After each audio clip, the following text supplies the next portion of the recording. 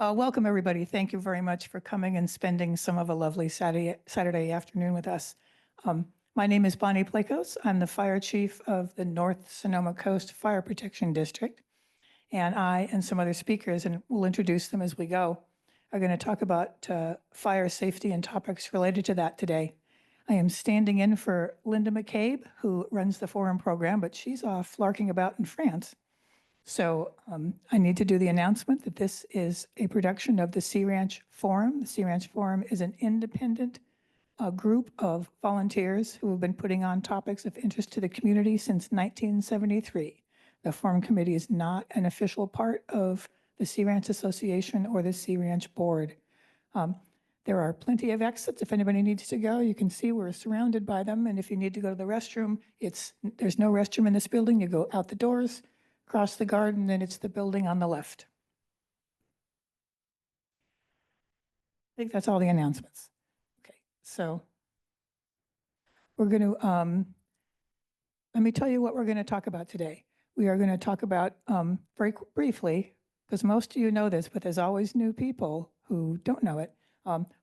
What are the emergency services on the coast? When you call 911, who comes? Who are they? Where do they come from? We're going to talk, our CAL FIRE partners are going to talk a little bit about the fire season outlook. We're going to talk about a very hot topic, defensible space. I'm going to explain this, the Multi-Jurisdictional Hazard Mitigation Plan. Try not to say that too many times. And then some really new topics. We're going to talk about what we're doing with the Measure H funds that we started getting last year. And we're going to talk about the most fun part, plans for our North Fire Station expansion. And then, of course, time for questions. Who's talking? Me, CAL FIRE Captain Redwood Miller, who's right here. And when he speaks, I'll have him introduce himself when he starts. Captain Chris Tholcke, Captain right there, and also Doug Thompson, who is our Sea Ranch resident and our architect for the North Fire Station project. So you call 911, who comes? We come, North Sonoma Coast. CAL FIRE comes. Coast Life Support District comes. The ground ambulance comes from Walala and is provided by the Coast Life Support District, another public agency.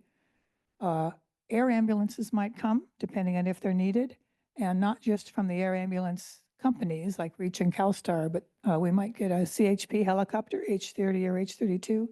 We might get the Sheriff's helicopter, Henry 1. And for things in the ocean, we might get the Coast Guard. The Sonoma County Sheriff and the California Highway Patrol, of course, respond. And something that it's important for everyone to know is that we have a really strong mutual aid system here on the coast, because obviously we have a big area, we have not that many responders.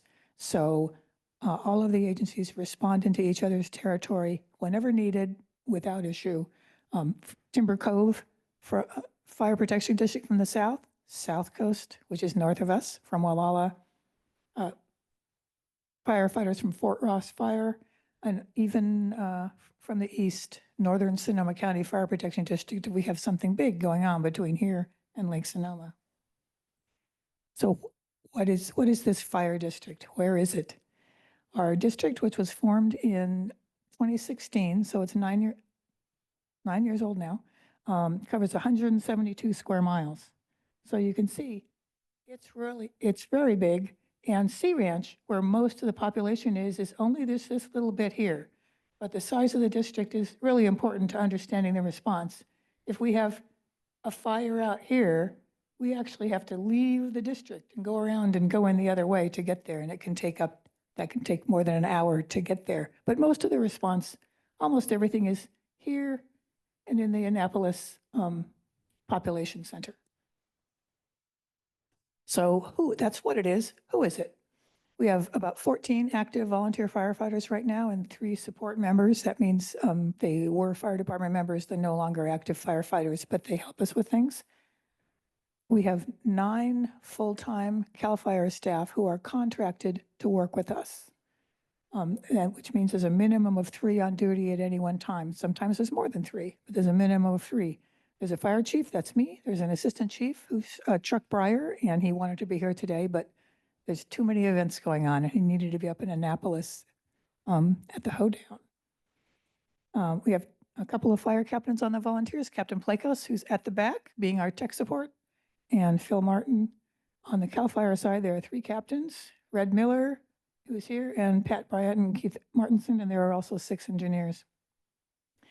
And also very important to the district is a government agency. It has an elected board of 5 members, elected by you. At least 3 of our board members are here, so you can't talk about anything important. And it's worth mentioning at this time, one of our directors is resigning this summer, so it's an open spot. And if anyone who is interested in applying to serve on the board needs to do so by August 1st, information on our website. And the board will be appointing a new board member on August 13th. There is also an associated 501c3, the North Sonoma Coast Volunteer Firefighter Association. It has been around since 1973. It was originally named the Sea Ranch Volunteer Fire Department. Those of you who have been here for a long time will remember that name, but it's no longer called that, and there is no more Sea Ranch Volunteer Fire Department. It's just North Sonoma Coast. The VFA owns and maintains the fire station on Highway 1. They raised money and built it entirely from donated funds in 1986. So it's been around for a while.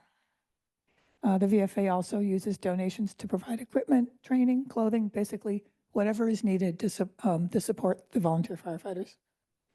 They have their main fundraising events are the Christmas tree sales and the Memorial Weekend picnic. They also have a board of 5 members, but it's not a public agency, so the citizens don't vote. Just to get an idea of what our motley crew looks like, that's our most recent picture from last year. We haven't taken this year's group picture yet, and then some pictures from previous years. That's obviously COVID over there, everybody in the masks. Another component of who responds to calls is the CAL FIRE, the state mission. You'll hear us use terms Schedule A and Schedule B. Those are CAL FIRE terms. CAL FIRE Schedule B are the people who their mission is to fight fires in the state responsibility area of the entire state. We have an engine staffed here at the station, and we have, there's more than 5, but we have at least 5 of the people in the picture. Captain Tholcke's there. Captain Tholcke's there. And when you talk, if you want to talk, when you talk more about what Schedule B does and like, you know, what do you do when it's raining and stuff like that. But anyway, we're really fortunate to also have this engine. They are not committed to right here. You know, North Sonoma Coast doesn't hire them. They're paid for by the state, but they do respond to local events while they're here if they can and if they're needed. And they also might respond anywhere. You know, there's a big fire over in Lake County, off they go. They'll probably go fight that. And when there aren't any fires, they're doing a lot of fuel management work. Just to show you we have a lot of good apparatus. One of the things the district is very proud of is in the 9 years that we've been in existence, we've been able to really raise the level of our apparatus up and replace the old pieces of apparatus that were unsafe or unreliable or both. And we're really happy with our fleet right now. There are 4 stations. You probably only know about 2 of them.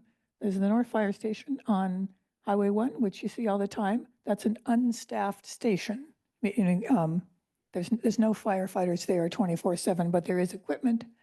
The CAL FIRE Station on Annapolis Road is where the CAL FIRE firefighters live and eat and sleep and respond from. Volunteers also respond from there. And we're also fortunate, this unappealing looking building is a big metal shed, but it's very handy. It's on the grounds of the county road yard up in Annapolis, and we keep a water tender there. We have a portable, towable big generator. We have a trailer for multiple casualty incidents that has a lot of emergency medical supplies in it, and a bunch of other equipment. And we call this a station too. It's just a little metal shed, but Horicon School was kind enough to let us erect that on their grounds. So we have one smaller fire engine in there. And that was a real benefit when we could get that done because it puts one piece of apparatus close to the population center in Annapolis. We have 3 active responders from Annapolis, and they live like 2 minutes away from this. So we're able to get a quick response up in Annapolis now when we couldn't really do that before we had that green shed.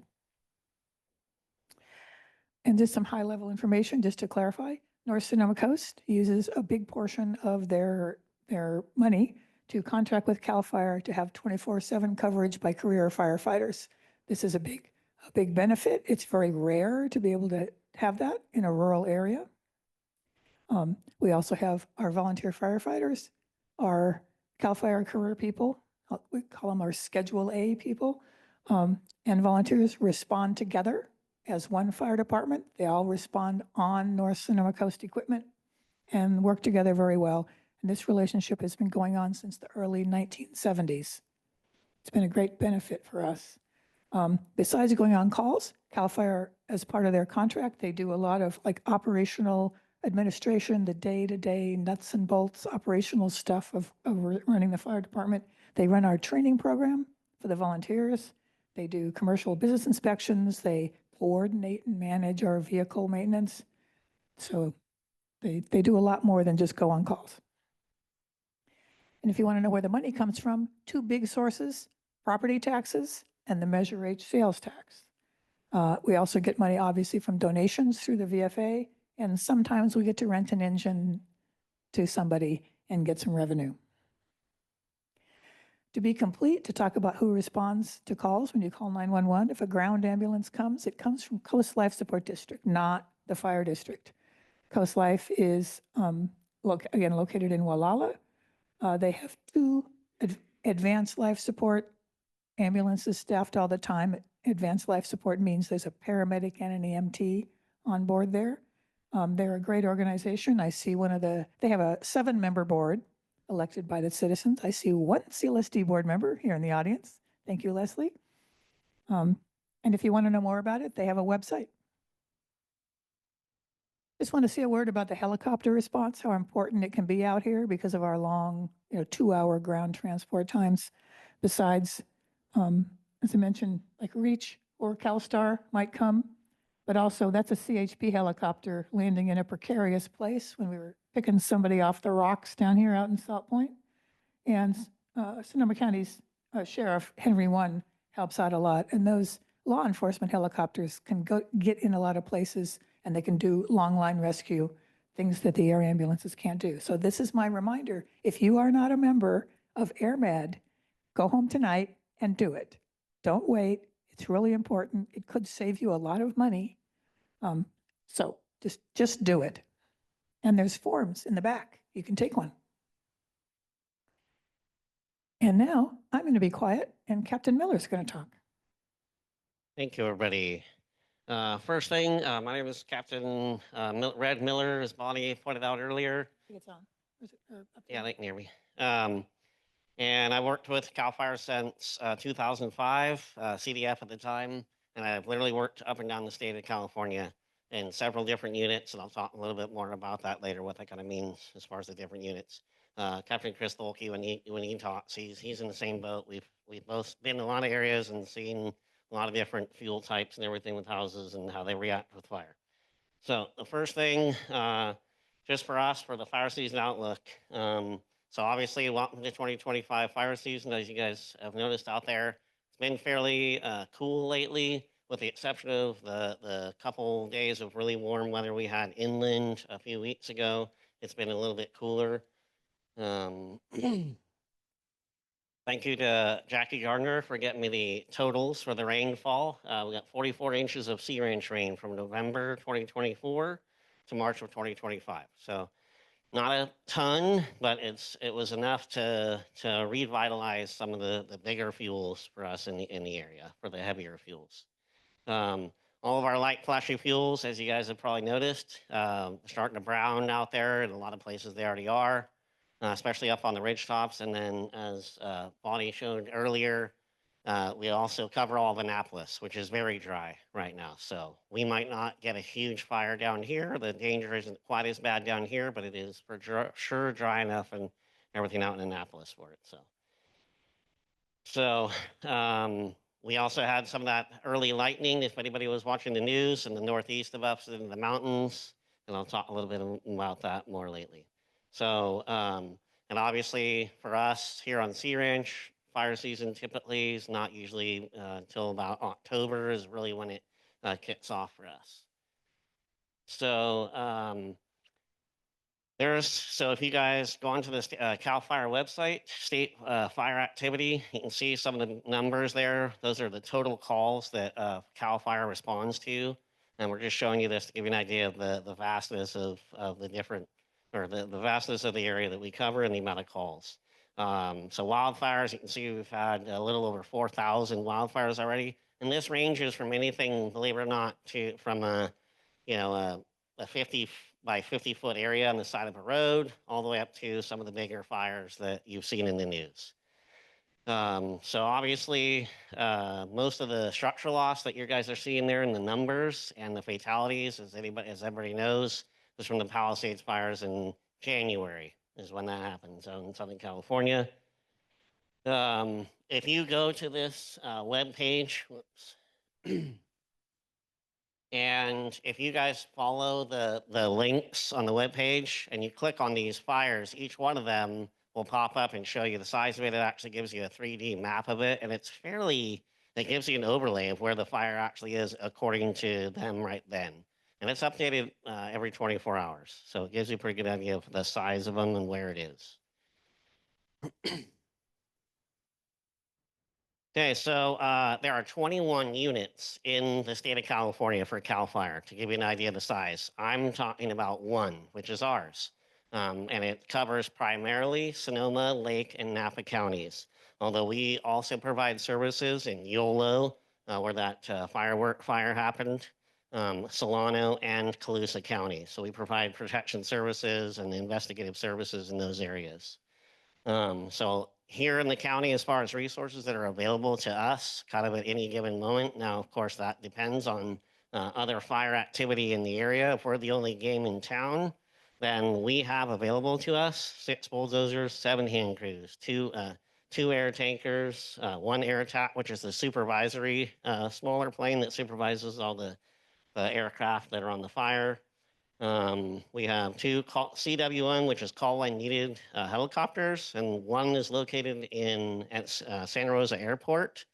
And then we have another one at the Napa Airport. And those are the Type 1 helicopters, the big sky cranes, the ones that can carry about 3,000 gallons of water at once. So our Blackhawk helicopter, which is our normal helicopter that we have staffed at Boggs, and that's a picture of it, believe it or not, at the Horicon Elementary School, if anybody notices that. It was a training we did where they were kind enough to come out and land for us. We have 31 engines at any given time at 21 stations throughout the unit. These are all the state mission CAL FIRE engines that like 1451 that you guys see out in the parking lot. We also have many other resources. Like I said, this is just one of 21 units. So there are all the other units, the other 20 units have similar capabilities to this. So you can kind of do the math. We also have available to us many local government resources. I'm not going to name them all off because Bonnie did a great job earlier. Timber Coast, South Coast, all that. Okay, so for the rest of the fire season, one of the things I'm always asked is, well, are we going to get lots of fires up here, or is it going to be a really big and bad fire season? So, based on the rainfalls we've gotten, some of the cooler weather that we've had here, and just kind of what's been happening, I think so we call it Captain Miller's crystal ball. So with the exception of, or the caveat of, any major lightning storms or major hot, dry wind events that would probably come later in the summer, we should have a fairly moderate fire season, especially here locally. Now, I'm saying that as we have the picture up there of the lightning. I don't know if anybody knows, but we had 12,611 strikes in a 24-hour period in the Northeast. And those are positive air-to-ground strikes. And the reason we had several hundred fires come out of this. Most of them stayed less than a quarter acre, and which those are always manageable. And the reason they stayed that way is because a lot of it, if anybody doesn't know, came with rain. They got about 1 inch of rain along with it in a lot of these areas. So when the lightning comes with rain, that's a good thing. When it comes without it, that's bad. Okay, so some ways you guys can help us help you, right? So talk a little bit about evacuations, and after the presentation, you guys got plenty of time to ask questions and everything about it, and we can clarify if there's any other questions. But an evacuation, warning versus an order. What we're saying is that if it's an order, for sure, get out as soon as you can and get to a safe place. And when it's a warning, we ask you to do the same thing, is go ahead and treat the warning as an order and get out ahead of time. When you guys see what happened in the Palisades fire and the Paradise fires, what was happening is everybody was trying to leave at the same time along narrow, windy roads, and not everybody got out. And a lot of people had to abandon their cars, and you got to see the footage of the bulldozers shoving them off the road. So that's why we ask you guys to get out early, get out ahead of time. So if we, and the main thing is, if we're having to evacuate people, that's fewer resources that we have to suppress the fire. If we're not able to stop the fire or put lines around it, then it's more likely to keep impacting further houses and stuff on down the line. Obviously, you guys, as you all know, you really only have 3 ways in and out of here, right? And one of them is one highway. So it's either north or south, and then obviously Skaggs. Evacuation tags. I think everybody here has seen these by now. Just make sure you get them out when you leave, put them on your address. And please see Katie at the end of this. She's got extras if you need one. And she's even got the description cards on how to use them. All right, so what is your evacuation zone? So know your zone. I'm going to walk through some of the website features. If anybody hasn't messed with this, it's a good idea to do this ahead of time. But all you got to do is click on the socoemergency.org website, and you'll come up to this Find Your Zone. So enter your address right there. So we put in, this is where you are right now. This is the zone that you are in, 1 Alpha 1, 1A1. So if you get a warning, if we got a warning or an order from here, we would want to evacuate, obviously. Yeah, and when you press on the circled area, it gives you a link to the map, and this ends up showing up. So it kind of gives you a breakdown of the idea or the area that we respond, or the zones. And typically speaking, oops, hang on. Typically speaking, if we have a fire out in here, in 1 Alpha 1, we're gonna do orders for everybody in 1 Alpha 1, and probably 1 Bravo 1, 1 Bravo 2, and then warnings for all the outer areas. So so we can get the word out ahead of time.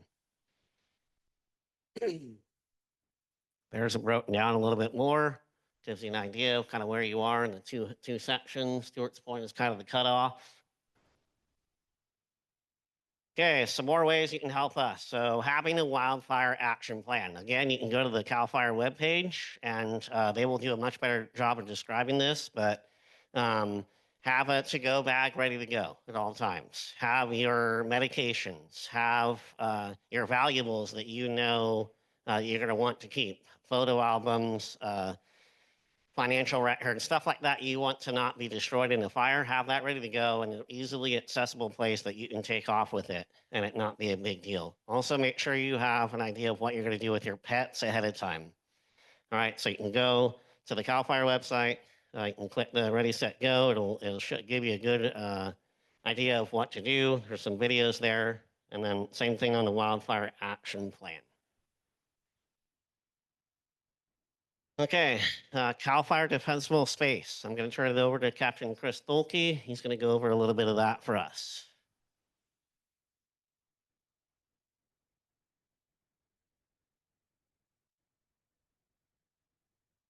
All right, Chris Tholcke, as already mentioned, I'm one of 3 captains for the Schedule B or state mission personnel out of the South Station.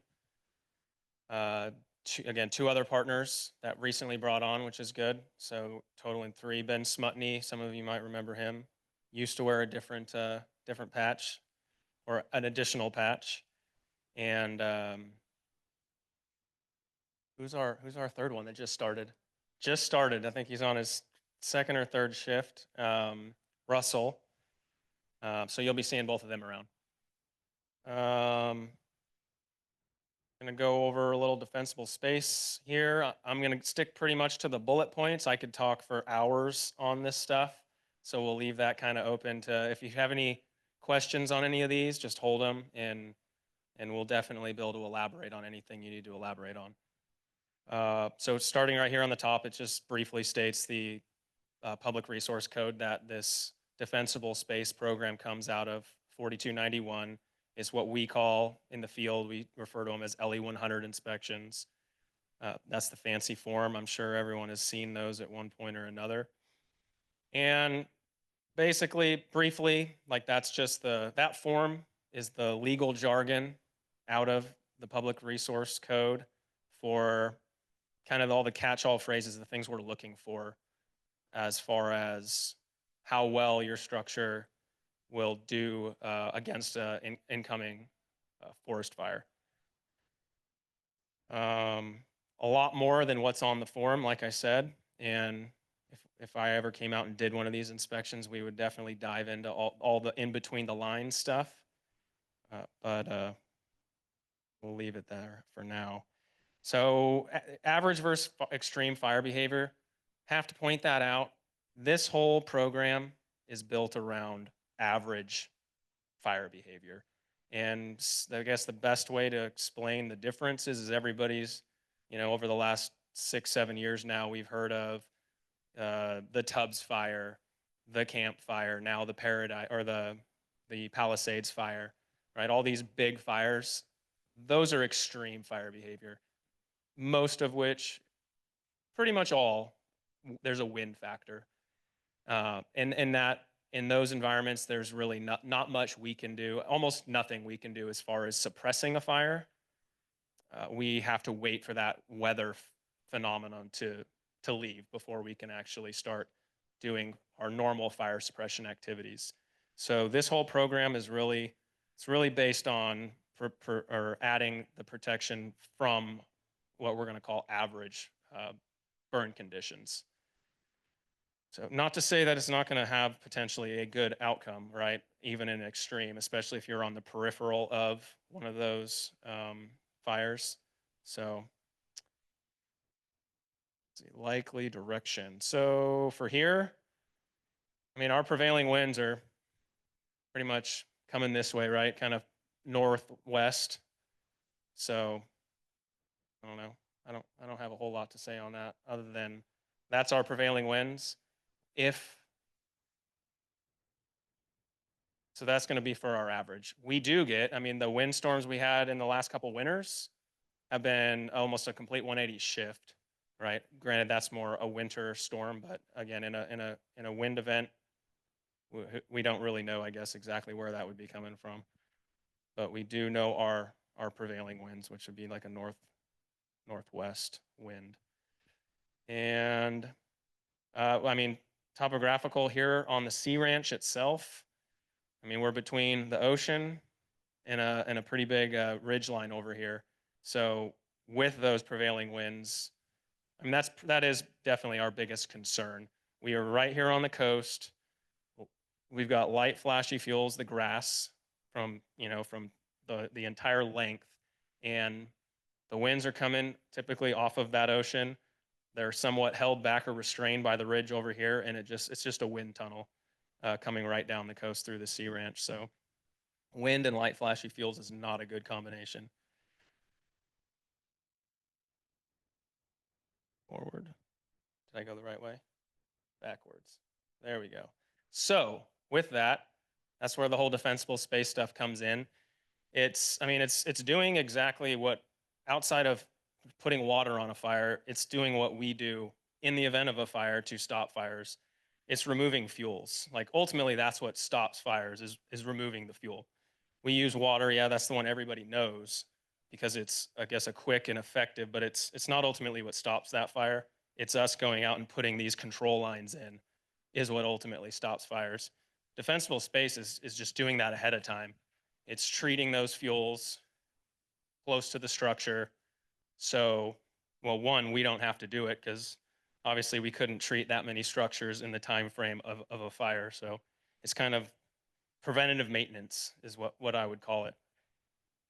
right here, this is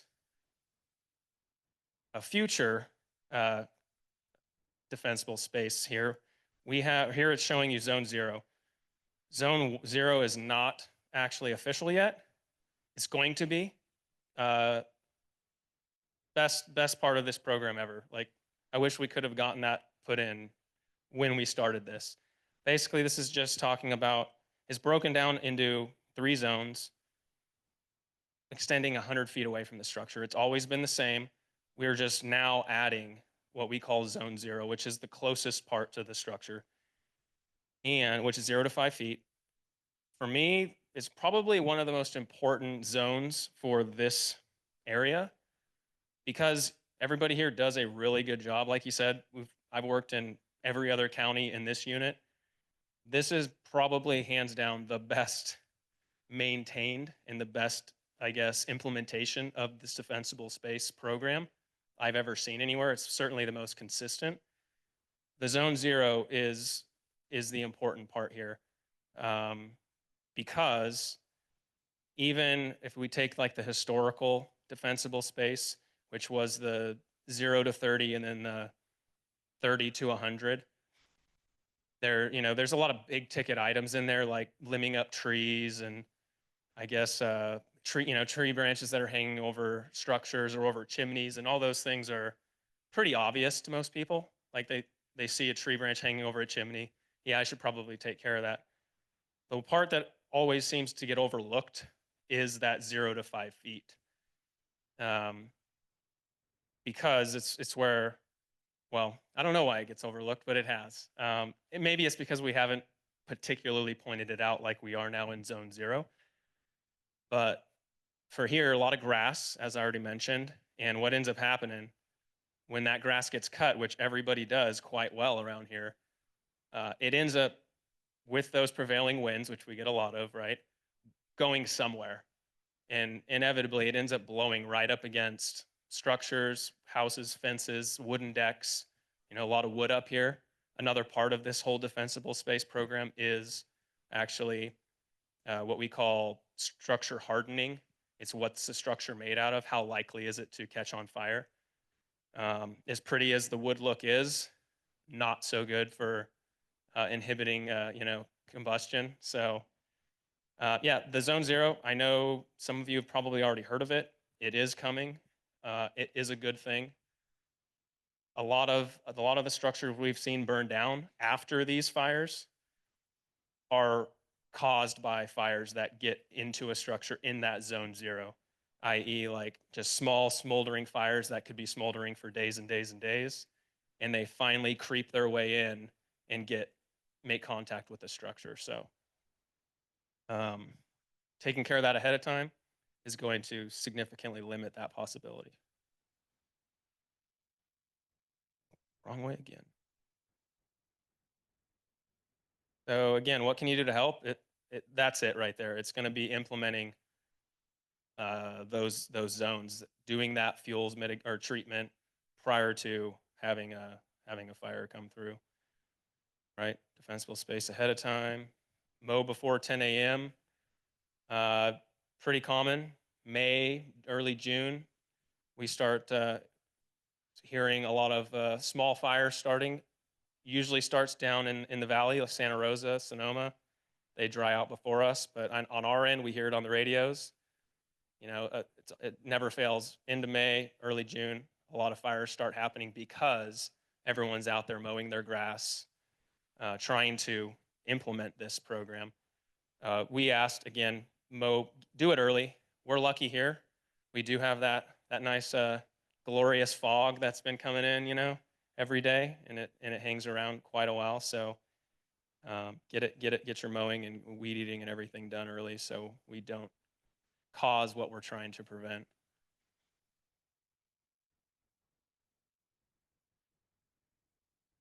So this sounds a little harsh. I'm just going to read it here.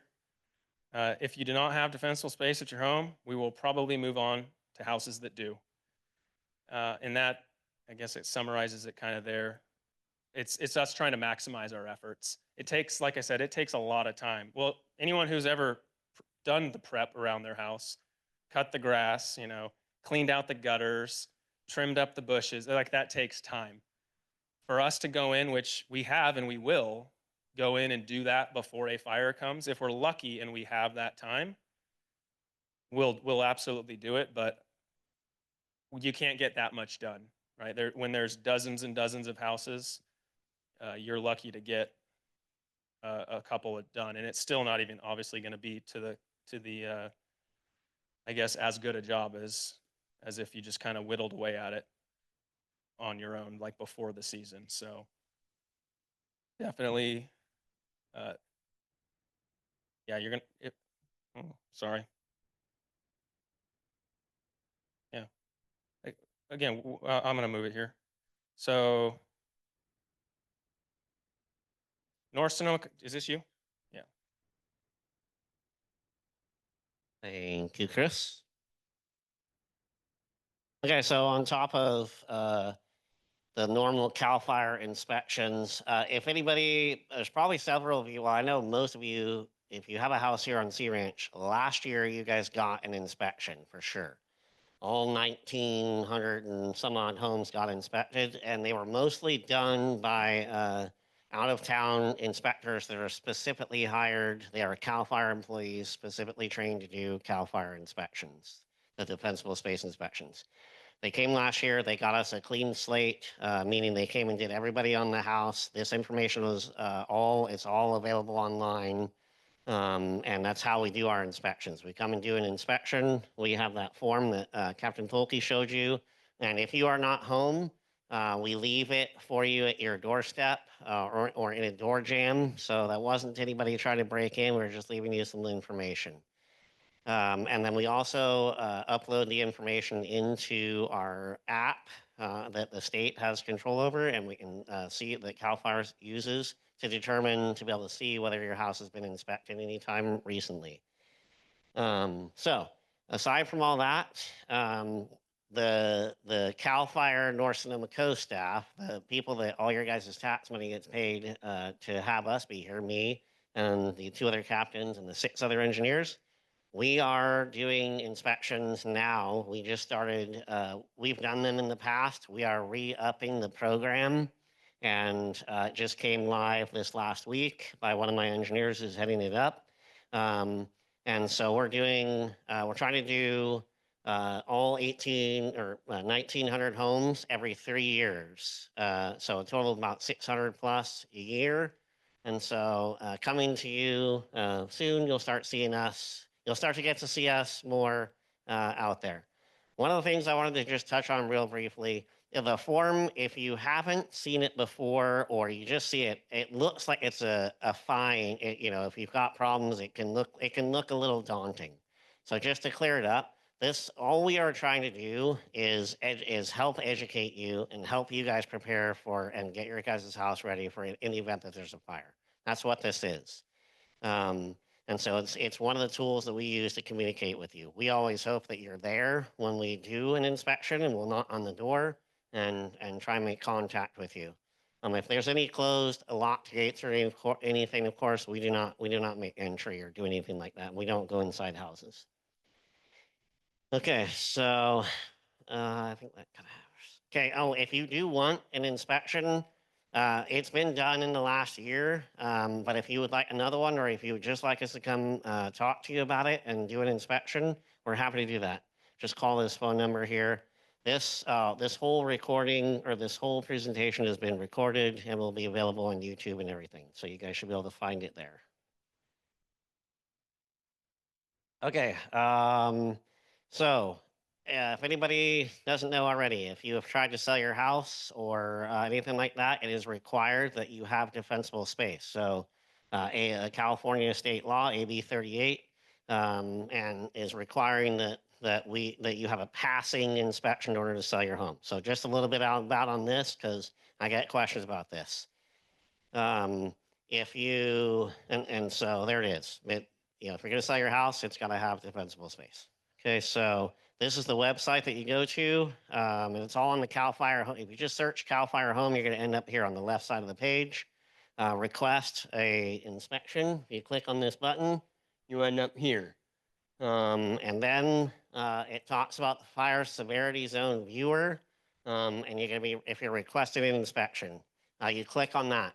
And what is this? This is to determine whether you even need one or not through the AB 38 process, because they're only required in the very high, the high and the very high zones. And so you'll see what happens here. So if you click on the button, it's going to have you to put in your address, and then you'll start to see the shaded colors of what's going on in here. We're going to break down a little bit smaller. And then you end up into here.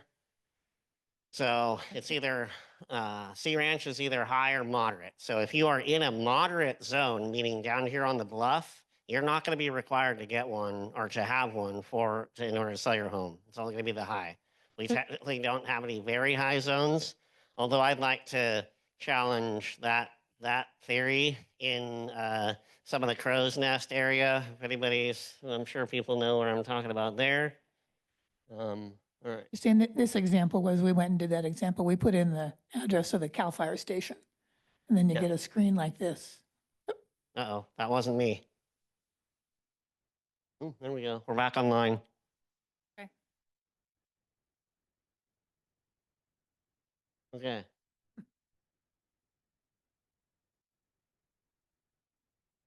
Yeah, that's you. Just real quick before Chief Plakos takes over, just to touch up, and I'll talk more about this with anybody that wants to later on. For the Zone 0 stuff, Tholcke is correct. We are not enforcing it on existing homes already. It is being enforced on brand new homes. So, and obviously there's a lot of stuff that sea ranchers have to work with the association involved also. And so, but I can vouch for the fact that if you communicate, if you've got something going on at your house that you want to get cleared or you're worried about, that you can communicate with the association and they will work with you on the process to if it's a problem to get it handled one way or the other. So.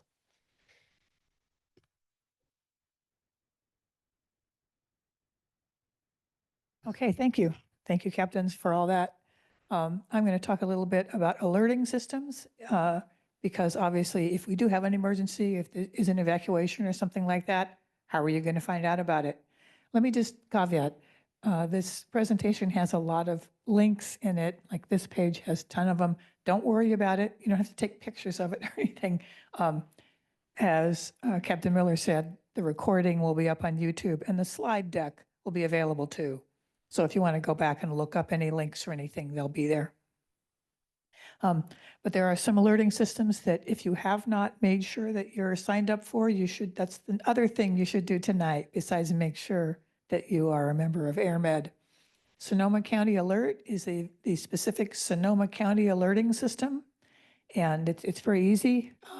Yeah, there's a big long link here, but just search for SoCo Alert, Sonoma County, and you'll find it. And it's a system you can sign up for, and give your email, your cell phone number, your landline phone number if you have one. And that means that if there is a targeted emergency message that's going to come from Sonoma County through our dispatch center that we are evacuating, zone 1A1 or something like that, that messages will come to you by all of those paths. That's what you want, because sometimes a path fails, or, who knows, maybe your cell phone's not working, but your email is, and you can get an email. So you want to sign up for SoCo Alert.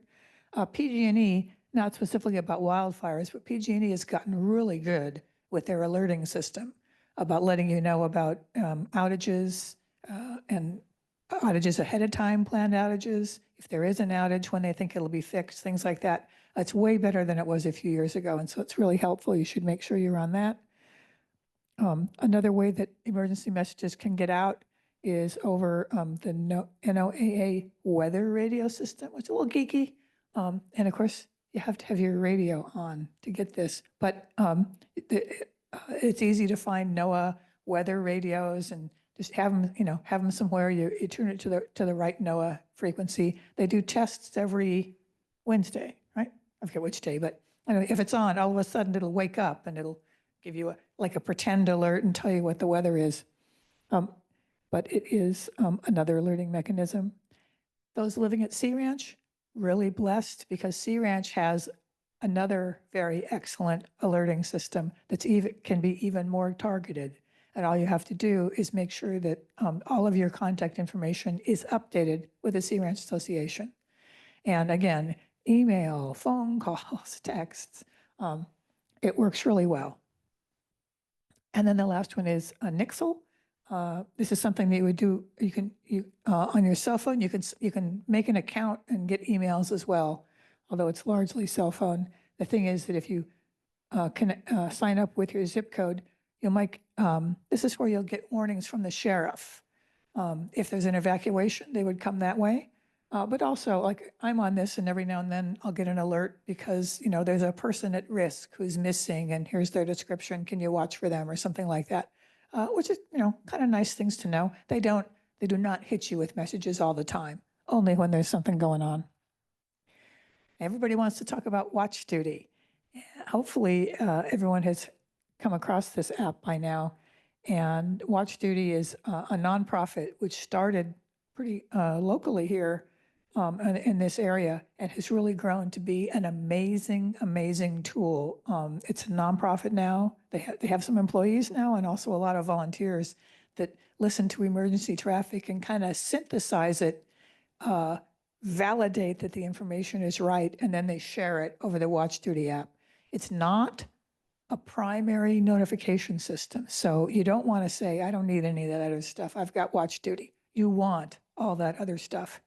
And you want Watch Duty. It's really simple. It's free. You can also join. You can be a member, and you can pay them some money, and you can get more stuff. But the basic emergency alerting information system is always free, and it always will be. And these are a couple screenshots I took just a couple days ago. I opened up Watch Duty and I looked at California on my phone, and like the big red fires are larger fires that are active, and then there's smaller ones. The gray ones, are fires that maybe are completely contained, but they're not out.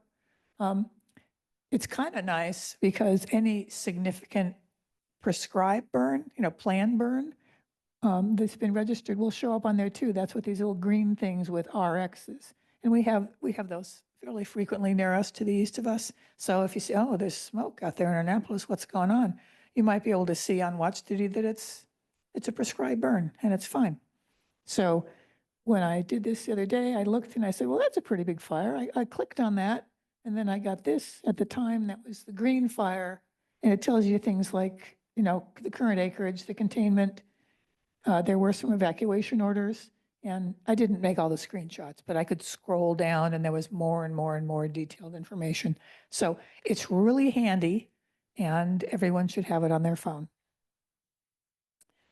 Okay, a little bit about this thing that you've never heard of. There is something called the Sonoma County Multi-Jurisdictional Hazard Mitigation Plan. The multi-jurisdictional means a bunch of different agencies that cover almost all of Sonoma County participate. Hazard mitigation plan means it's an effort, and it happens every 5 years, to look at I should be using these things, what is it? Potential hazards, realistic hazards that exist in different areas, and what are some possible mitigations that we might be able to do that are actually doable. So that it's not this is what we're doing. It's an assessment of risk and suggestions for things that would like to be done, we think would be useful to do to make people safer. It's interesting to look at the whole thing because the whole county is really different. If you live along the Russian River corridor, you're really worried about floods. It's a big, we're not worried about floods. We're worried about wildfire. We're worried about earthquakes. But that's what it is. It was last updated in 2021, so the effort is going on right now to update it for 2026. Why do we do it? One of the reasons is just because of the way money works, because of the way grants work. If in future, if you're hoping to perhaps get a federal grant to take some mitigation action, if what you want to do isn't in a plan, you haven't a chance of getting any money. Now, just because it's in the plan doesn't mean you have a chance. And we know that things are a little questionable on the federal grant situation right now. But anyway, you have to have a plan, something to substantiate, to prove that you've been thinking about this and you actually, are trying to do some good. So that's why we make the effort. And a lot of agencies participate. We're participating this year, and so is Timber Cove. You can find online the 2021 plan, that was completed, and you can read all about that. You can also find that the 2026 plan, I didn't even bother to put the link up because it's really huge. You can do an internet search, or it's a lot easier, just go to North Sonoma Coast webpage. It's a thing over here with the link. And then there are various links if you want to look at the update. There was a public survey that ran about hazards in the county for several months. It ended on June 10th. And the summary results, you can link to them there. They're kind of interesting. They're not that interesting for out here because sadly, only 11 people from Sea Ranch completed the survey out of 580 something people in the county. But it's kind of interesting. I'm not going to try and say everything that is in the 2026 plan, but just the kind of things that we identify. Generically, we do really good roadside clearance here on Sea Ranch, but in the rest of our district, not so much. There's a lot of rural roads, unpaved roads up in Annapolis that have vegetation right next to the road and really need fuel clearance. So that's the kind of project that we would really like to do. Along the lines of needing to have a plan besides this large-scale plan for federal things, the district, as the whole area as a whole, doesn't have a community wildfire protection plan, which is a particular kind of plan. Sea Ranch has a good one. Thank you, Susie, for the last update. Because Sea Ranch has a good CWPP, we've been able to get money for this area, like a lot of the CAL FIRE grants and things that we've gotten through the Fire Safe Council, and then Sea Ranch has executed and used to buy equipment and get some of our veg management done, have come about partly because we have what we want to do in a CWPP. So again, if we want to try and seek some assistance for getting stuff done elsewhere that's not federal, from grants from CAL FIRE, grants from the county, grants from other places, we need a plan. So one of the things we'd like to do is help to get some funding to create a CWPP for the district overall. That'll only work if we get community involvement, but this is a start. And there's some other things on Sea Ranch and also off Sea Ranch. There's a number of roads that are one way in, one way out, have a bunch of houses on them, and they're obviously a great risk if there's an extreme wildfire event, fast-moving wildfire.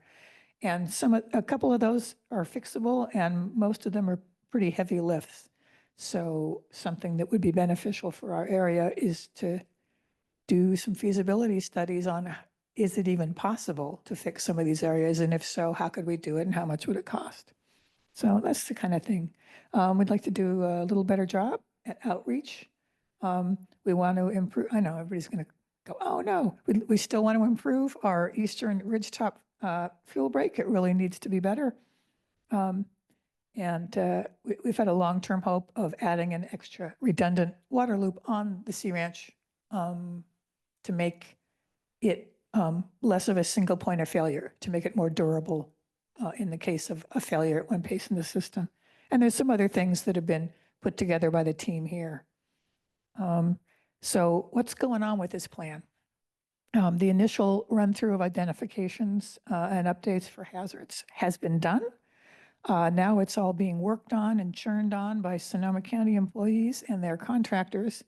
Eventually, there's going to be a new draft plan. It'll be open for public comment September 18th for 21 days. So that's the item to remember here, that if you're interested in this and you want to see what it is and you want to comment on it, September 18th is when it's going to be available. There's going to be an in-person meeting about it in Santa Rosa on September 22nd, and there will be at least one countywide meeting, but we don't have dates for that yet. Okay, that was the plan. Now, you want to talk about Measure H. And to refresh everybody, memory, this was a half-cent sales tax in Sonoma County, and it was approved in March of 2024, and it started being collected in October of 2024. And it was a really interesting ordinance. Unlike many, it's written so that the funds can only be used for very particular things that are related to fire safety, EMS response, and vegetation management and things like that. It can't be used for anything else. It can't disappear into the general fund like a lot of tax money can. Part of the legislation was that there is an oversight committee that is tasked with ensuring that the money is used the right way. All the agencies that receive money have to do an annual report to said oversight committee saying, we got this money and here's what we did with it. And that's to make sure it works. And if the agencies are not compliant, then I think they have to give the money back. So the obvious question is, okay, we got some Measure H funds here. What are we doing with it? We are doing three things. First of all, this was the funding that allowed us to increase our CAL FIRE staffing so that we do have 3 on duty. We talk now as if, oh, 3 on duty, great. We've never been able to afford 3 on duty before. We were only able to afford 2, which is that need is filled by having 5 full-time people.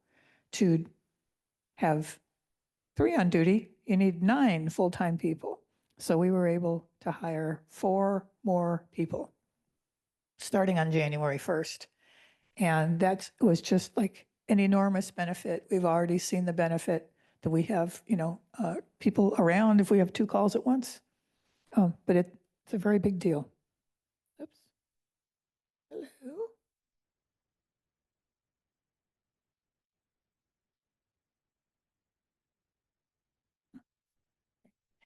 The second thing we did is we were able to hire a full-time administrator to help manage the fire district and take care of the government districty, administrative, legal part of it largely. The fire district is a government agency. With that comes a lot of responsibilities and a lot of reporting and a lot of stuff you have to do. All of that administration had been done by volunteers up until last October, which it got done, but that's definitely not sustainable. It's just not going to continue. So we're a lot more durable and sustainable now because we have some paid people doing it. And then whatever money doesn't go to those 2 things is going into a fund for the North Fire Station project that we're going to talk about next. I know some people always want to think, oh, well, what kind of numbers are we talking about?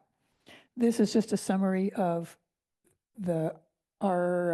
what we did or are going to do with the Measure H revenue for fiscal 25, which just ended, and fiscal 26, which we're in now. And by the way, even though 25 just ended, these are not final numbers. There's still a lot. We still haven't even gotten the 3rd quarter of money from the sales tax. We won't get that till September. But these are estimates. So basically for how we think it's going to end up in fiscal 25, we will have gotten about 1.1 million from Measure H funds. We would have spent a little over 400,000 for the increment for the additional CAL FIRE people. We hired a district administrator, and the rest of it we're stashing away in a designated fund for the fire station project. And then 26, the numbers are larger because it's a full year. Remember, the sales tax started in October of 2024, so it started in the 2nd quarter of that fiscal year. And the other question that might come up is, well, okay, well, how does that fit in with the overall revenue in the district? So I tried to summarize that for you here, and this is just the revenue side, not expense. But where does our money come from? How much money do we get from where? In 25, we'll get just under 2 million from property tax, just over 1 million from Measure H. We got some rental revenue last year, which is nice. We get a little investment, and then we have other money from donations and little grants, things like that. But the important point here is that in fiscal 25, about 33% of our total revenue is coming from Measure H. And looking ahead, it'll be about 39% in fiscal '26. So that just shows you how big an impact Measure H had on our protection here. And I want to thank you all again for voting for it. The voting for Measure H in this area was over 80% yes. So thank you. All right. So last topic, and maybe the most fun topic. We keep talking about having a project for the North Fire Station. What is that? So the main things that we want to do with the North Fire Station are we want to make it a residential station, meaning a place where firefighters can live and eat and cook and sleep and respond from. Right now, it's not that. It's a big garage. Right? It's a pretty garage, but it's just a big garage. And it doesn't support that. We need to increase and improve our storage for apparatus and equipment. We are out of room. And because we have some administrative staff now, we would like, and we could potentially have more as the district continues to grow and as our responsibilities increase. But we don't, people need a place to work. Even if things can be done remotely, they need a place to work. And right now, our only office is a funny, very Sea Ranch architecture, 9-sided room with a lot of angles, and it's kind of, and our district administrator and our administrative assistant work happily together in there, sitting very close. But we would like to make that better. And we would like to improve our training space. There is one kind of meeting room. It works. It works for just our district, but if we try and have anything larger, maybe, multi-agency training as we do, it doesn't fit. I mean, we had a multi-agency training on hazardous material response a couple of years ago, which was great. South Coast came, Timber Cove came, but the only way we could accommodate everybody was take all the apparatus out of the bays and put a bunch of uncomfortable chairs out there and make people sit there for 2 days. So we were hoping to have a larger, better training space. Some of this is kind of repetitive to what I already talked about, but so why do we need to expand the station? So we said we don't have any place to staff 24/7. CAL FIRE staffs 74/7 at their station. We can't have volunteers do overnight shift because they can't sleep at the CAL FIRE station because the state owns it and they have all sorts of rules. And also, as we've been working on this project for years and years and wanting to do it, and something that the district board and the VFA board want to think about is not just the next couple of years, but 10 years, 20 years, 30 years. What are our needs going to be? We think that the relationship with CAL FIRE is perfect. We've had it since 1973. It's very effective. And my personal opinion is I'd never want that to change. But as we know, things change, right? Administrations change, laws change, federal level, at the state level, who knows? Imagine if 10 years from now, for some reason, CAL FIRE decided they weren't going to do scheduling anymore. Or what if a future district board decided, I think we'll be better off to hire our own firefighters. We don't want to do this contract thing anymore. We want to hire our own for whatever reason. Where would you put them? There's no place. So that isn't even a possibility. So we really think that this community and this district deserves a fully functional fire station. As said, we need some more space. Besides needing more space, something that we need to do for our volunteers is give them a cleaner, safer place to work with the equipment and get ready for calls and things.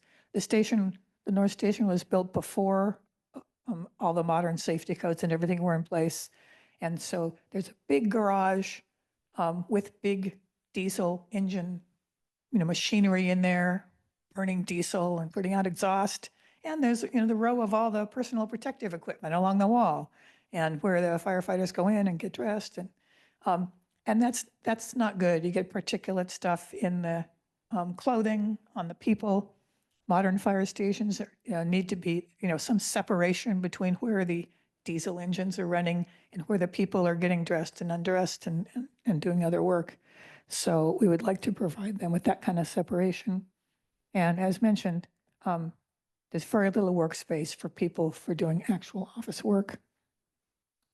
And also, frankly, the Cal Fire station's getting kind of crowded. Do you guys agree on?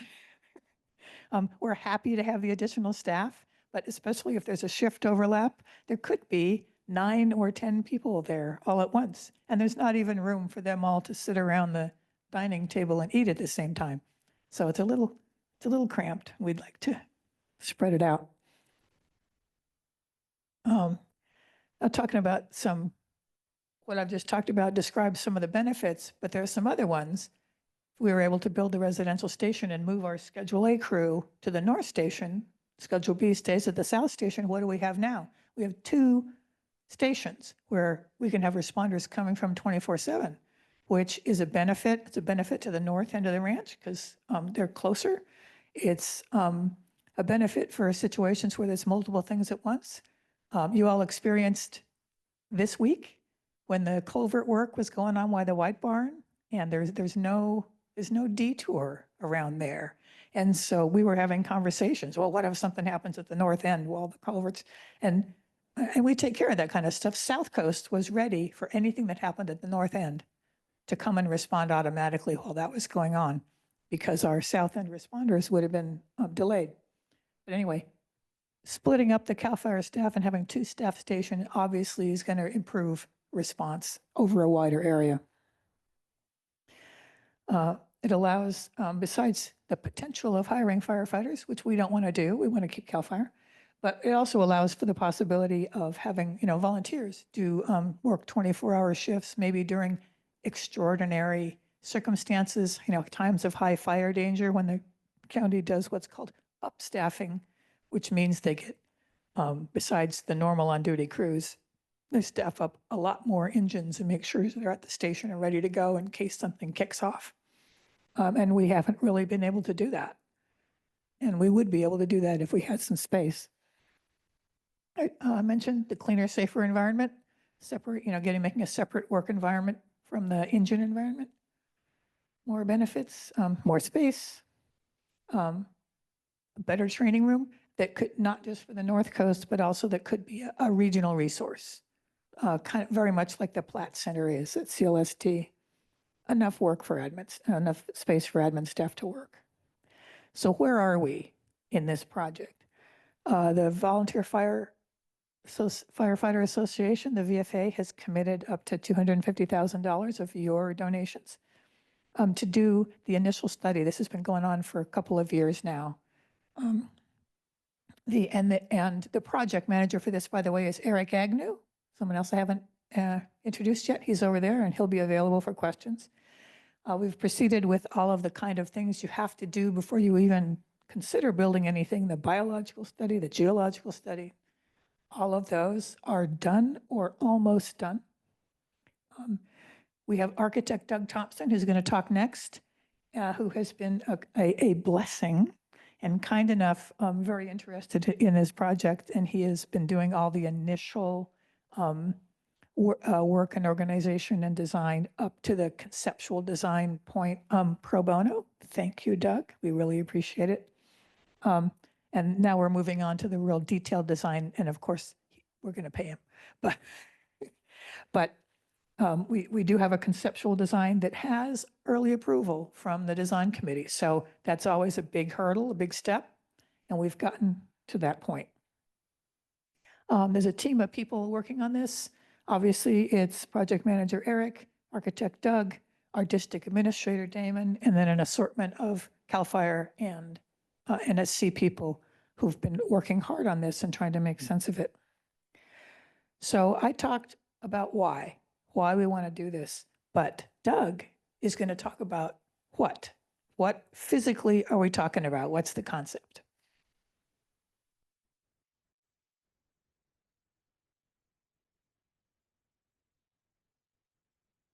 Pointer? You want- I think so.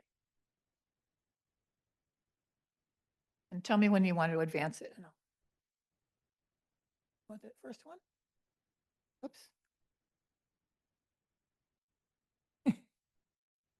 Here, you can see what's up if you want to advance it. Yeah. So in addition to the project goals, outlined by Chief Plakos. Right by your mouth. So wanted this project to defer architecturally to the existing fire station building. That's an important consideration. Also respect and improve the existing site ecology and history. We've had archaeological survey performed by Alta Consulting. They collaborated with the tribal historic preservation officer. We've had biological assessment with buffer recommendations prepared by Wind Coastal Planning. We integrated the program needs of the three primary users, the North Sonoma Coast Volunteer Firefighters Association, the North Sonoma Coast Fire Protection District, and CAL FIRE. Integrated the needs of the Sea Ranch community, the Sea Ranch Design Committee, Permit Sonoma, and as we move forward, we'll integrate that more. The Permit Sonoma entitlement process is kind of one of the next big steps. We did extensive site analysis, so we spent the last 18 months. You move it to the next. So key components of the site analysis: minimizing the visual impact of the improvements to the scenic corridor as viewed from driving Highway 1. So there's a very deep scenic corridor. It's about a third of the depth of the property. The building, all the improvements will set beyond that scenic corridor. Minimizing visual impacts when viewed from the chapel parking area and the trail that stretches to the rear of the property. Utilizing the existing building and site improvements in the most efficient and effective way. Minimize the visual impacts when viewed from the. So that's kind of our site analysis, in addition to just understanding environmental conditions, where the wind's coming from, where the sun's coming from, and plugging all that in, we developed our concept.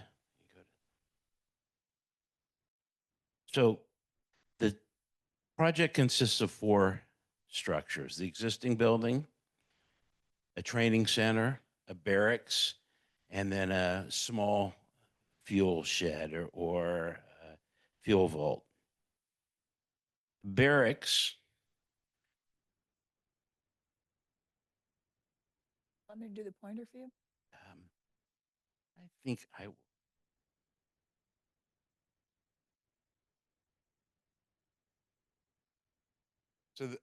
So the barrack structure, it's benched on this side. That's the side closest to the highway. Bonnie, can you go back one? Hmm? Sorry. Sorry? Can Back you go, one can slide. you go back one? So here's Highway 1. Here's the existing structure. The barracks is going to set up here, and it's going to be benched into the hillside. So on the side facing the highway, it's as low as possible. It's open then on this side up the hill. Our training center will set back here behind the building. Then we're going to develop more parking along this side behind, visually screened by the existing building. There'll be a little more parking here.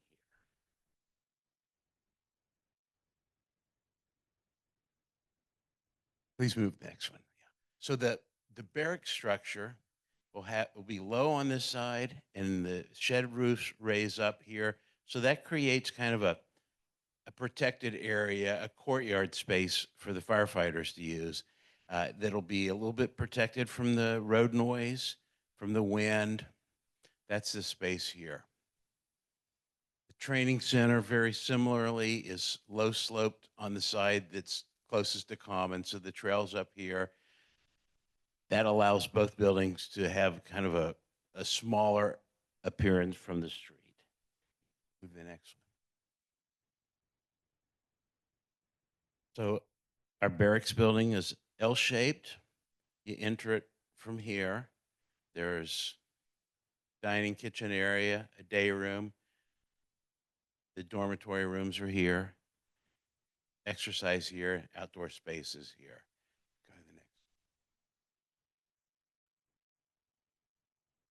The fire station has the addition to the rear, and this creates a new apparatus bay. It creates space for the support gear. Then there's a locker room here. And up front in the area here where there's a little conference area now becomes additional office space. The kitchen area becomes an office space. There'll be a kitchen here. A little bit of remodel to make bathrooms accessible. The addition is just a continuation of the existing roof.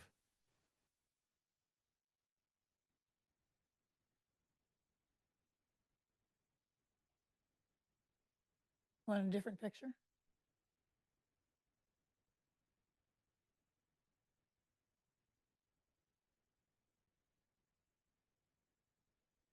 Sure. Site plan again. Yeah, so getting back to the site plan. So you enter the site here now. Here's the existing building. We've wrapped our parking around. There's that existing eroded bank. We're going to create our parking along that edge. There's a fuel depot here, training centers here. There'll be a small driveway and walkway up to the barracks. One of the critical constraints was this ESHA area here, environmentally sensitive habitat area, needs a 30-foot buffer. So that area was set aside by our biology consultant. And as you can see, the building kind of sets wrapped around that. Here is the scenic corridor setback. There's a lot of trees in this area. We're going to enhance that to create a little more visual buffer. So the outdoor space in the barracks opens up to the hillside. There'll be a gentle slope down. The access from the firehouse to the barracks, it's about as far as the chiefs were comfortable. We walked it with them several times to make sure they were comfortable with that distance. And there'll be a generator and propane. So this entire facility is operational in the event of a power outage.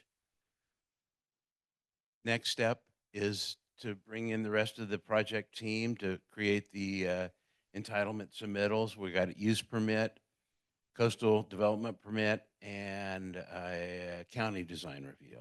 That's where we're heading. Thanks, Doug. So just, there was one more, Doug did these, just like, what would it look like driving, this is shooting at myself. So these are the model down Okay. at, if your eyes are at the highway level with existing trees. And I think showing the project's going to be pretty successful at hiding behind vegetation. Yeah, yeah. This one's the view from the north, and this one's the view from the south, from Highway 1.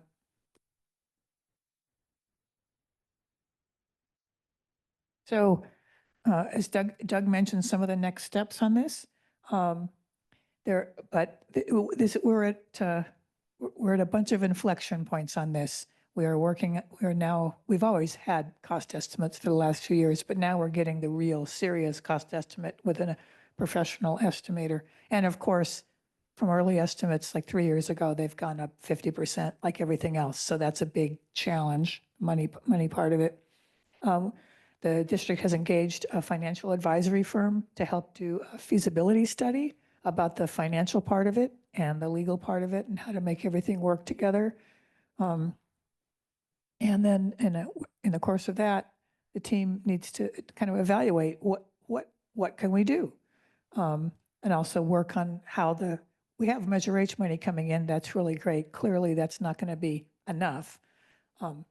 But we need to look at, how money, how money is going to be loaned. Are we going to try and get, grants? Are we going to issue bonds?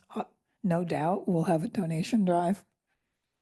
And eventually we'll get to some decision points on, can we do it at all? Do we have to cut it back and just do the barracks and the equipment and leave the trading center off? Does it make sense to phase it? Those kind of decisions are going to be before us in the next few months, and we're working very hard at them. And we also, of course, welcome your thoughts, and we'll do our best to keep the community informed on how that's going. And that is the end of our prepared presentation. I hope people have questions or comments or anything. I want to remind you that both the VFA and the district have websites. We try and keep them up to date and pertinent with information. You can always go there. We really thank you for spending part of your Saturday afternoon with us. And it is time for comments or questions. I hope there are some. And we can also take them from Zoom online. Captain Plakos back there is going to have to watch for raised hands. I'm going to stop sharing the screen.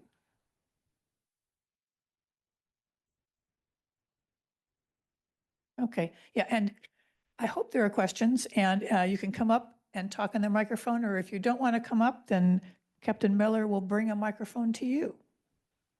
But we do use a microphone so that people on Zoom can hear, and so that it ends up in the recording.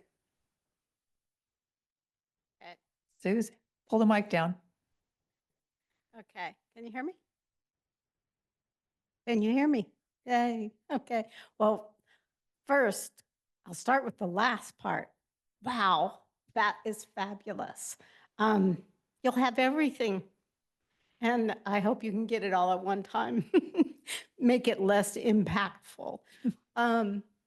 The thing that comes to mind for me, living in the forested area, every year or every couple of years, we get our inspections, and I'm happy that I've always passed.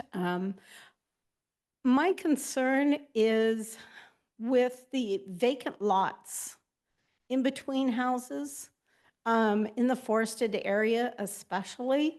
After 2 consecutive years of wind and lots of debris on the ground in those lots, I would just like to make a request of the Sea Ranch Association and maybe the fire department to make a bigger push for homeowner or lot owners to clean up the fallen, not take out shrubs, not take out trees, but just clean up the debris that's fallen on the lots to help protect their neighbors who do have homes there.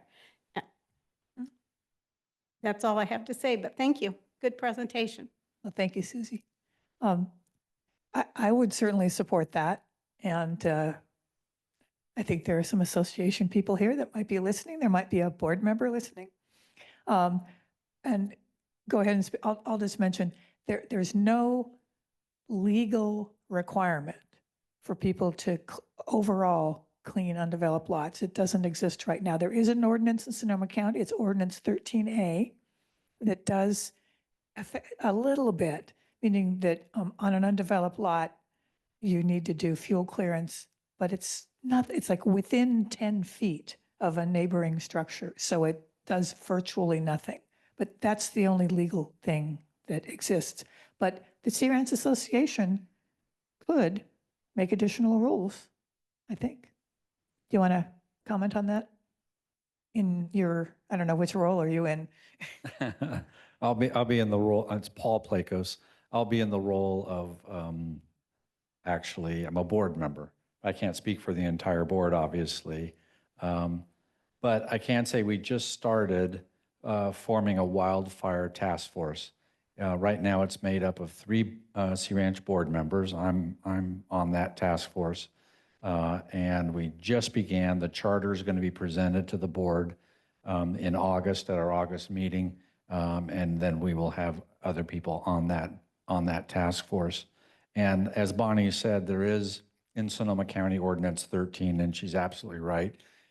It just says that you basically have to mow and limb up 6 feet within 10 feet of a neighboring structure, which at Sea Ranch is a little ridiculous because our side lot lines are 5 feet off of the lot line. So there probably isn't much of a neighboring structure within 10 feet. But it's absolutely one of the things that I'd like to talk about when we get the task force together is why is there a difference between developed lots and undeveloped lots as it relates to mowing and limbing? So that is going to be addressed. And we'll see where it goes, I'm not sure. But it's absolutely crucial that we look at that. I see one hand up online. Sandy Goldberg. You're welcome to unmute and talk to us. Yes, hi. Thank you for this forum. It's been excellent. I am goaling myself to work on the defensible space, the zero zone around my house. And I know that I need to clear out all of the grass and any shrubs that is in that zone. And I'm wondering if it is allowed to put gravel down or if there's any other recommendations besides just getting it down to dirt. You know, nothing combustible is the way I understand should be in that 0 to 5 feet. So I'm curious if there's anything I need to know about doing that and regulations with the Sea Ranch, if I can use gravel or if I have to use something else. Thank you. Thank you. It's Sandy, right? Right. Right. Yeah, right now you can actually do a zone 0 clearance down to bare mineral earth. And the design manual is in a rewrite right now. And so environmental planning and design at Sea Ranch is very aware of this issue as to what you can put on top of that bare mineral earth. Putting just gravel would kind of be a waste because you're going to have to clear it, all the vegetation that grows up through the gravel. So it really comes down to what can you put weed mat down and then gravel on top? So all of this is getting sorted out by environmental planning and design. And again, the design manual is being rewritten right now and sections are being presented to the, well, actually the entire manual, the draft has been presented to the board, but there's a lot more work that needs to be done by environmental planning and design. So hopefully within the next 6 months, we'll have an answer to that question as to can it be gravel? What color does the gravel have to be? Are there going to be acceptable colors and unacceptable colors and such? So we're going to have to just kind of wait and see over the next 6 months, Sandy. Okay. Thank you very much. I'd like to add to that because Sandy, I have the same issue. And I've brought it up at some of the meetings about the design manual rewrite. And while the initial response a couple years ago to the idea of gravel was negative, obviously, the Sea Ranch needs to support non-combustible material. And I've brought up that bare mineral earth is simply not sustainable. It just won't last. It's hard to maintain. And the answer that I've had so far in these meetings is, well, if you have a suggestion for a way that you want to put non-combustible material around your house, go ahead and write it up and submit it. Say, this is what I want to do. And then DCEM will have to respond. And that's what I'm going to do.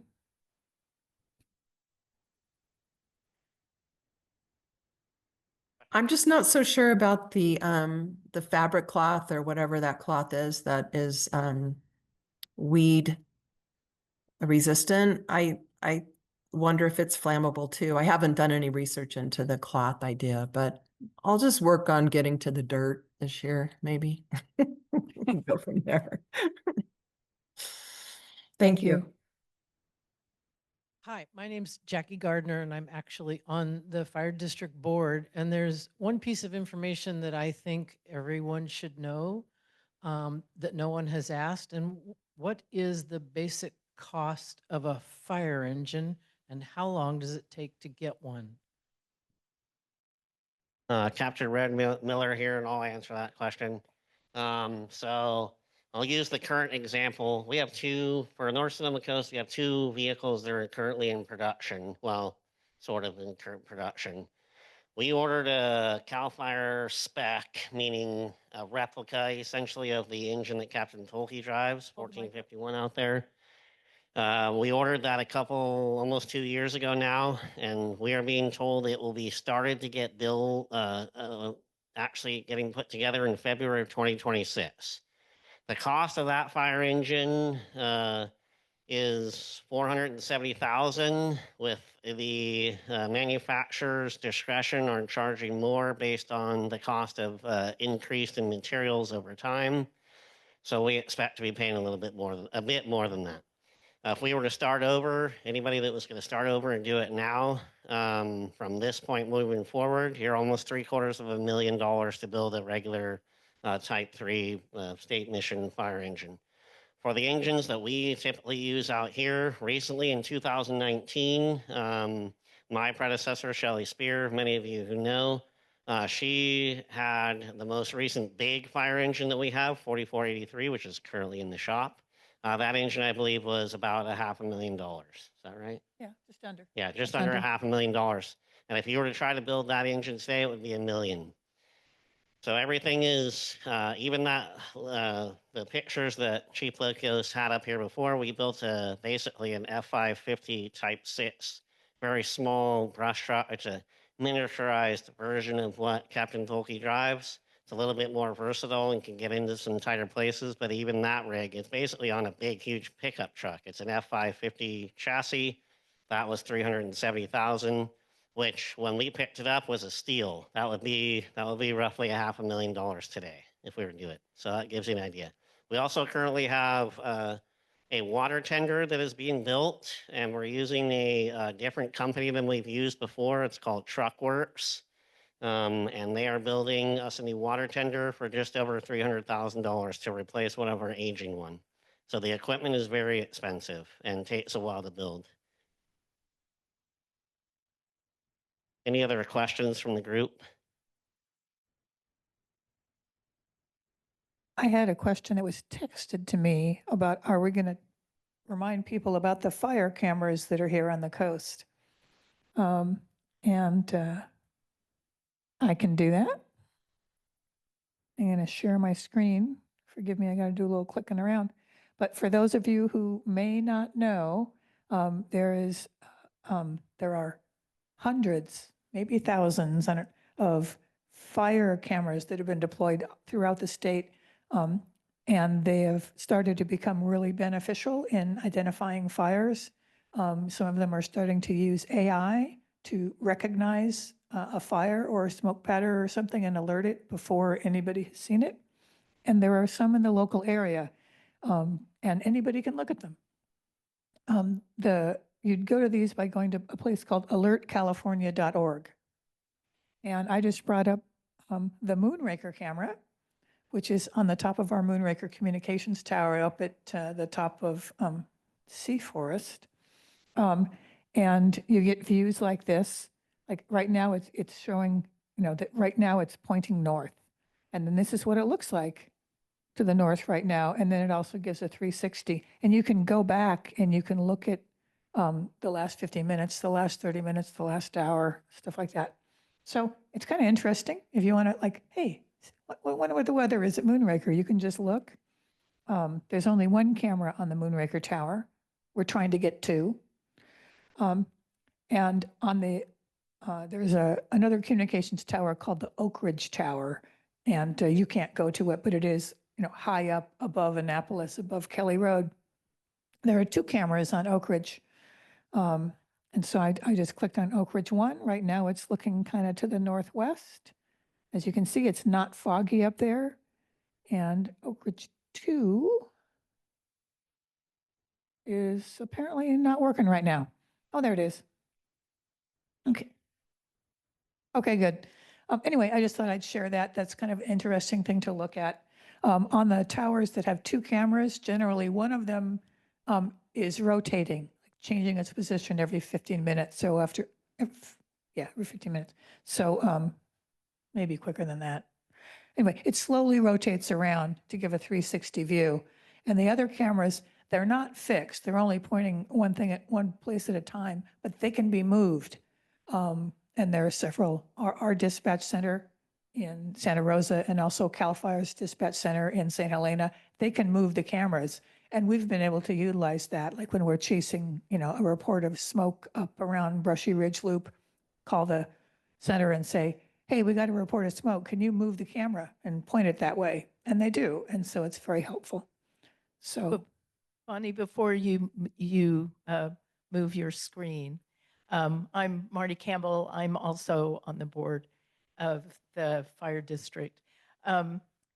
Many years ago, 55 years ago, when I was in college, I had friends who manned the fire lookout stations in the summer. And this obviously takes the place of the fire lookout stations, but are there any more of these fire lookout stations in California? You want to answer that? Are you asking staffed fire lookout stations? In this unit, we have the Canocti Lookout, which is in Lake County, which is staffed by a local volunteer group.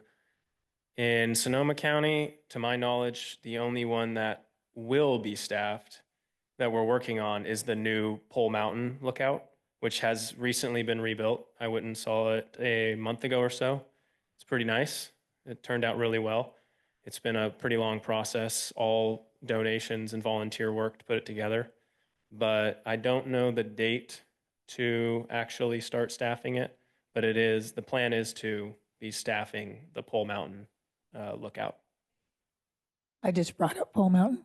And yeah, it's a great location. And it's also a really great hike. It takes all day. And you can only do it in the summertime when it's a long day. But you can start from the Jenner Headlands and you can go all the way up to, and then eat your lunch at Pole Mountain and come back down again. It's strenuous, but it's a beautiful hike. Was there another question or was that Marty? Oh, okay. I'll stop sharing. Mr. Mark. Hey, Bonnie. Since we're talking about cell towers and safety, I'm wondering if any of the fire experts on our panel here have an opinion on how a north cell tower might assist you in the work that you do and improve safety for sea ranchers. I can start with that, and then I think Captain Miller or Tholcke might want to chime in. There are some spots toward the north end that are dead spots for us where we can't really reach with the radios, or we can reach with a rig radio, but we can't reach with our portable radios. The very north end, up the high north end of Deer Trail and around there. So if there was a cell tower at the north end of Sea Ranch that also had public safety repeaters on it, it would improve the radio penetration. Do you want to talk any more about that? Yeah, it would help. Thank you. We can't get to most places, but some places we honestly can't. The last time that we had a fire that was up behind Burbank Housing, there was absolutely no radio there. And the only way that we could communicate with dispatch was that I sat in my truck, not at the fire, but down on Deer Trail, a couple 100 yards away, because I could get out on my rig radio and then I could talk point to point to somebody that was actually at the fire. So they would talk to me and then I would talk out on the repeater. And that kind of situation isn't really that great. Yeah, and the main reason for that is that ultimately we have a dispatch center that we communicate to for all the local calls here on Sea Ranch and to Annapolis and everything for the district.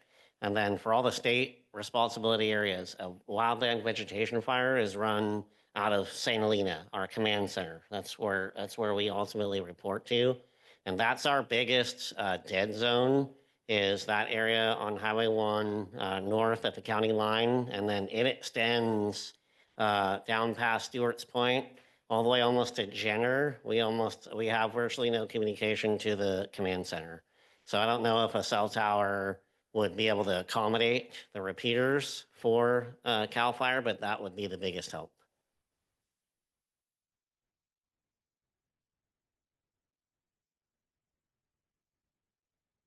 Do I see a new hand or is that an old hand from Sandy?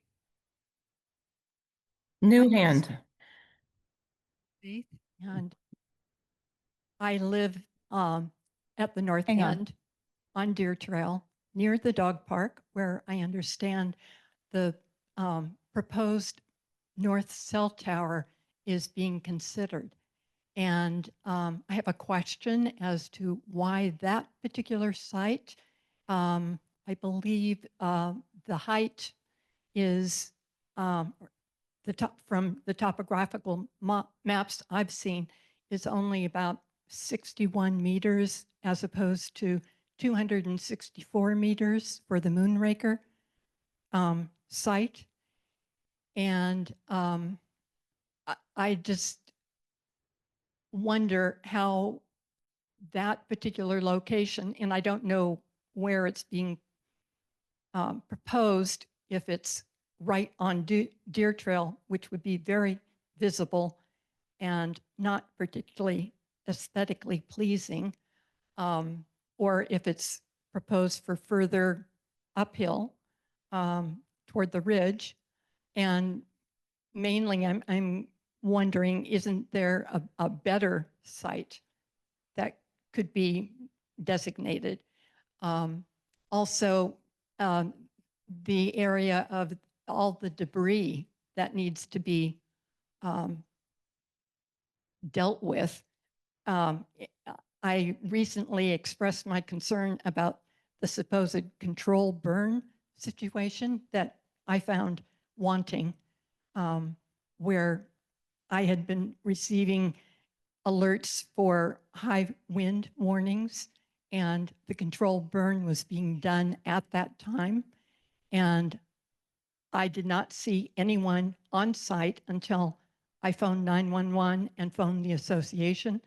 And eventually someone did show up, but it was, I have pictures on my cell phone, and I monitored it for several days because it was of concern to me, because, you know, by the time someone got to the North Station and got a truck running to try to put out a fire, my house would have been gone.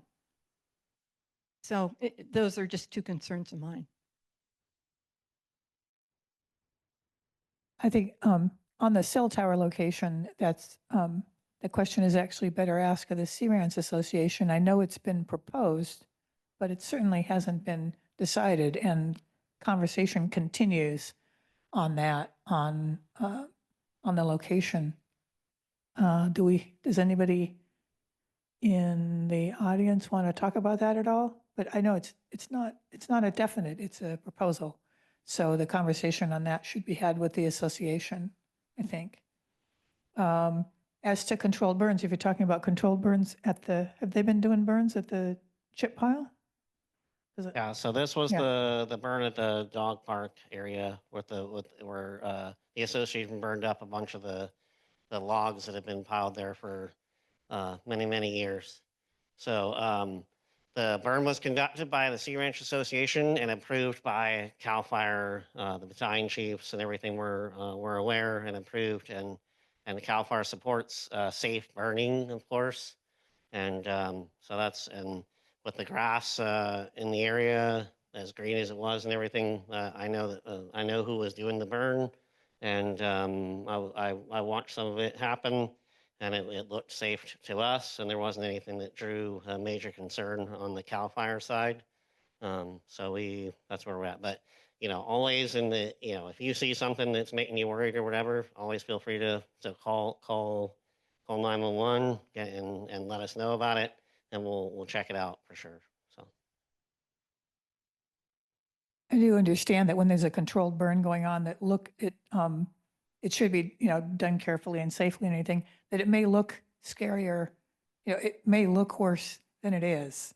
And again, if you're concerned, always call. We did have, Sea Ranch Association has had very successful over the last few months in the winter of finally getting rid of a lot of the downed trees and everything that have been down from the storms by doing burn piles. And they were pretty impressive burn piles from the highway, but it was very safe. It was really wet. You know, the ground was really wet, so those piles weren't going anywhere. But they did look scary from the highway. I understand that. I think Sandy Goldberg had another question. Hi, thank you. Yeah, it actually, after Mark talked about the cell towers and making things safer, I wanted to bring up something that I found when I did a search after the Palisades fire. I was looking for any way to protect my home. And I found something called Fire Dome, and I just wanted to bring it to your attention in case you were interested. It's an Israeli startup, and it's a fire defense system where they launch they create a barrier. If a fire is coming, they create a barrier. And then the second tier is they send out the fire protective or retardant to put out the spot fires. I actually set up a meeting with the CEO at the ski resort where we have a second home, and they're in discussions on installing it here. So I just thought it might be something that Sea Ranch might find useful. If you'd like to meet with the CEO, I could arrange a meeting. I have no financial interest, and I certainly, I think it has a lot, they have a lot of things to offer our community and other communities. So just wanted to throw that out. It's called Fire Dome. Thank you. Thank you. Yeah, I am not aware of that product, but it sounds interesting.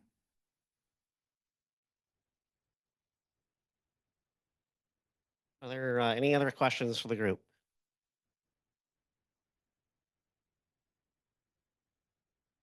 In that case, we will call an end to this forum and to the recording, but we certainly welcome you to, we'll mill around here for a while if you want to talk to any of us. Eric is here, project manager of the NFS, and our CAL FIRE staff and myself. And now that we've talked about it, you might enjoy looking at all the diagrams that Doug put up there. And he's happy to answer any questions that you have. And thank you all again for your support and for coming.